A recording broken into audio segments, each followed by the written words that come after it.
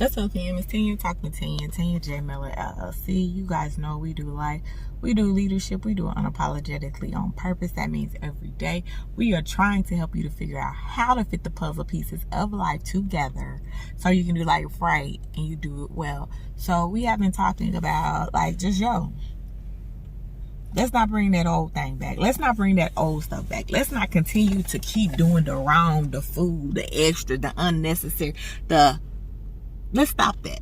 Let's stop that. Because if we really, and I mean we really want to have a for real change, we got to be the real change. Like I'm just saying, like if we really want to be and have and look like we changed, we got to be the change.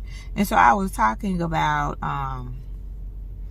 yesterday, I was talking about a conference or two that I was in, and just how, when you go and you weren't even expecting to go, you kind of get that ass, because I love that. Like, I love to see when you weren't even trying to get saved. Like, you didn't have that on your agenda. You didn't have it on your agenda to experience the whole. You didn't have it on your calendar to figure out what your purpose was and to be uplifted into the next. You didn't have that on your agenda, right? I love it. I love when the Holy Ghost and God turned up like that. I love it. I can't help it. I'm a PK. But I was going to tell y'all a quick story about my daddy and kind of how it was one of them encounters, right?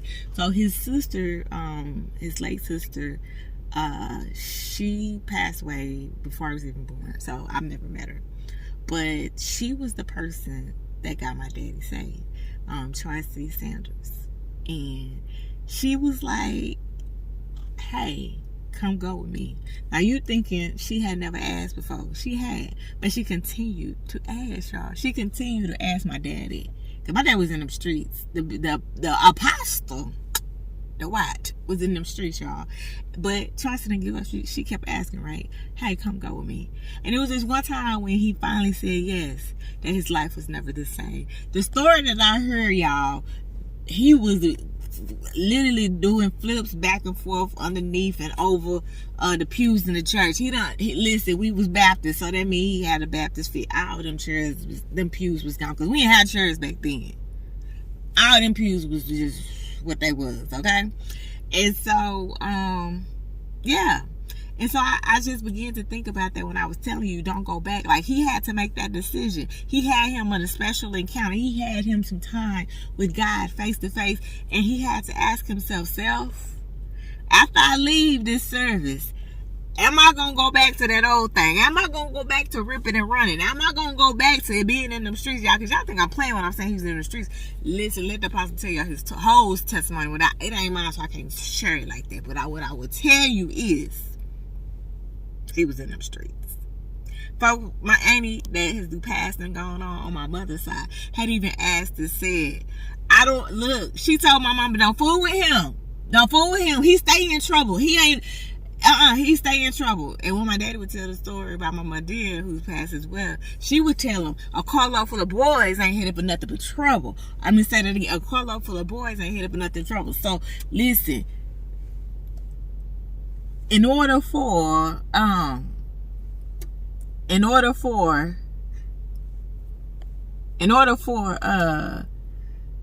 him and her to even have had that conversation, that meant he was riding around with a car load for the boys.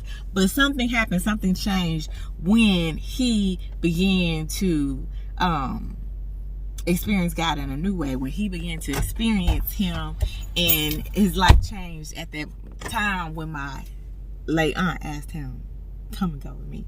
And so I'm telling y'all that story because, like I said, he had to make the decision. Am I going to keep staying with the car load full of boys? Like, am I going to keep staying running these streets? Am I going to keep staying doing what I'm doing? And so he had to make that call and decision, right?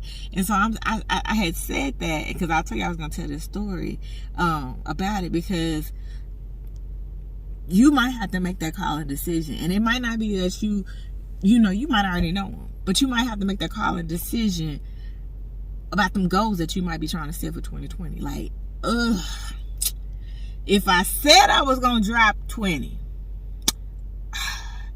Do that mean I gotta let them cookies go that I eat at 10:30 every night after my meal? If you change, you gotta look like you changed, right? If you said it, you're not gonna go back, and you gonna go forward. You gotta start doing stuff that look like you going forward. I'm just saying, bro. If you said you was gonna get in the gym and get your weight up, you actually might need to get up in the morning or sacrifice in the evening. Like, something gotta look different. Something gotta be changed. Something gotta look like where you trying to go.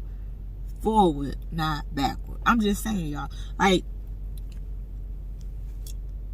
I love it. I'm telling you, I love it. Like, the beautiful thing about even that whole story and testimony with my dad and his aunt was, I mean, my aunt, his sister, was that she didn't stop. Like, it's somebody right now that's on your side and rooting for you, that's like, I'm not gonna stop. Like, you know, if you say you want to be in this thing, you want to be committed and lose weight, you want to change your diet, you want to work on your business, you want to go back to school, I'm gonna do what I can to help you. I'm gonna keep asking you about it. I'm gonna hold you accountable. Accountability partners are the best and the best at the same time. I'm just being real. They the best because they won't let up. They the best because they won't let up. But that's what you might need. You might need that, because the only way for you to stick with that change is somebody to hold you to it. Somebody to keep you in line. Somebody to say, hey, you don't look like you going forward no more. You look like you might be going back. Are we still going forward, or is we staying back? That's real. That's life. And so you might need to get you one in 2020, as you saying, I'm not going back. If you're not going back, you might need some folk that's going to be with you that ain't going back as well. And y'all share and hold each other accountable for the areas that y'all say that y'all not going back on, for the things that y'all say y'all not going to be doing again. You know, that you're not going to run up your credit card for this next Christmas in 2020 like you did in 2019. I'm just saying. Like, you might need to get you an accountability partner so neither one of y'all go back. Peace.